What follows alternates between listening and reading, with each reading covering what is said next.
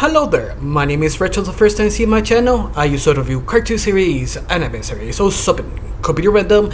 And today we're going to talk about a new episode of Alpha Beta. If you don't know what I'm talking about, this is basically a new animated series that we all thought basically was a pilot because it's based on the maybe four well-known gamers on YouTube who decided to make their own animated series called Alpha Beta. Basically, that show is more focused on four gamers who basically save the world using gaming. Sounds stupid, but it actually works very well. That they actually made a pilot almost like a year ago, a year and a half ish, and everybody thought it just sort of a pilot to see promote to see who people would be interested of the animation or interested of the show. Now it was for different companies, but somehow, some way, they made more episodes. Right now we episode 2, episode 3. Basically, both episodes are sort of continuation of the first episode. If you don't remember what happens of the last episode, basically they were setting up that the Alpha team members were basically betrayed by the FBI, so kick them out because they're tired of their BS. Because most of the group are just assholes, sort of gamers, sort of hype people. They were very entertaining. In fact, the four main leads are Tommy, Mason, Buck, and Eddie. Each one have especially in the game to understand how to pass this sort of game.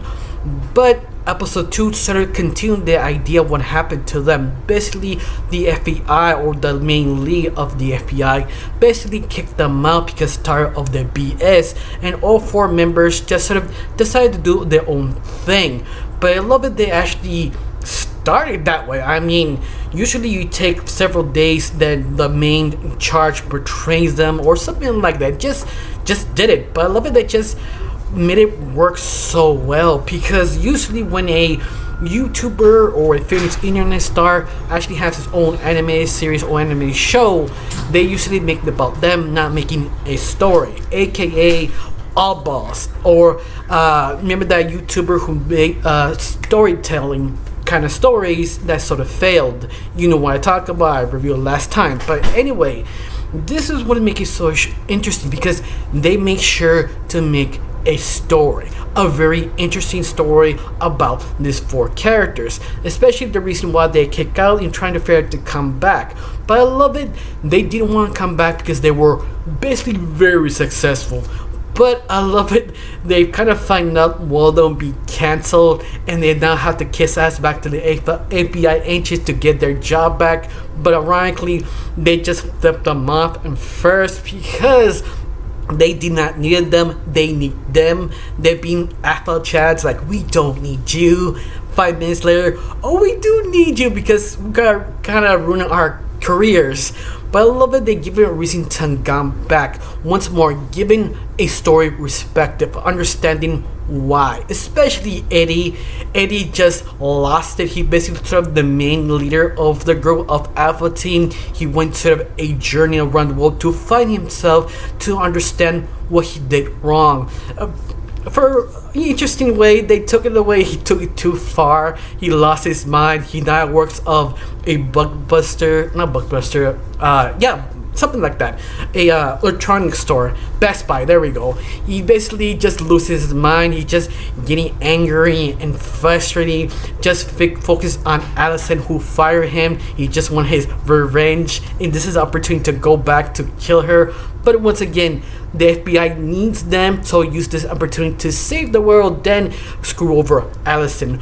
But I love it that the team doesn't assure to allow him to join, but they need him to pass the game because a sort of a rogue programmer decided to screw the whole world because of this basically game. If you've not seen the first pilot, basically each game is sort of run about the universe, is how many times you press the button. Once more, sounds ridiculous, but how it's done so well. Just sort of dumb but sort of relatable and interesting. It makes sense how they built this world. It just was work and very entertaining. Especially they sort of the other part, because this was two-parter. But that's the thing, I just didn't understand why they made it 10-minute episodes. The first one was 20 minutes. I guess it's more cheaper, I guess. But anyway, I just enjoy it because that's the first part is just setting up. The second part is basically following FO Team in this new game about Left 4 Dead rip-off parody.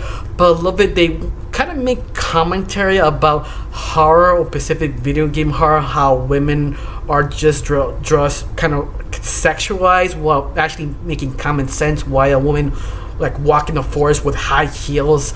Or one of the characters, Mason, is black. Like, if you're a black person, you would die in a horror, so I don't want to be here. But I love that they make that sort of commentary that you really don't need to pay attention. It's like if you're a horror fan or a video game fan, you sort of understand the sort of the tropes, the reason why they do it. But I love that they're trying to commentary but not hit you in the head with a sledgehammer. It's something like, if you want to listen. If you don't, just laugh at the stupid comedy they actually make. But I love it that was just so well executed when they go in the horror gaming stage, understanding the levels, understanding the sort of the theme of horror, the theme of video game, because they want you to have fun, want you to like these characters, understand they're assholes, but they're the only choice we have. But I love it, their motivation just to not be cancelled so they can keep their lousy jobs. Once more, simple premise, simple crazy ideas, well executed. Yeah, I just love the new character was a new AI called, I can't remember his name right now, Izzy or something like that. He's sort of a kiss ass from the boys because they created him.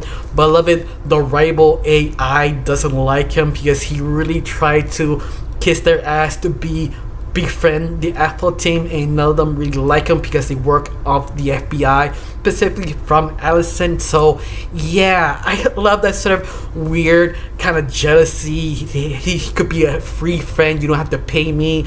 But once more, it's sort of fun and interesting. Every single joke sort of landed, every single commentary that you choose to listen just works. It's one of those that just realize we had to make a very funny, entertaining story, and they delivered. Especially the episode 3, they left it sort of like a cliffhanger because each part is sort of continuing this sort of grand story. Yeah, I love it. Of course, they never comment about Bravo Team because Bravo Team was set up to be sort of the bad guys who portray them and take their job.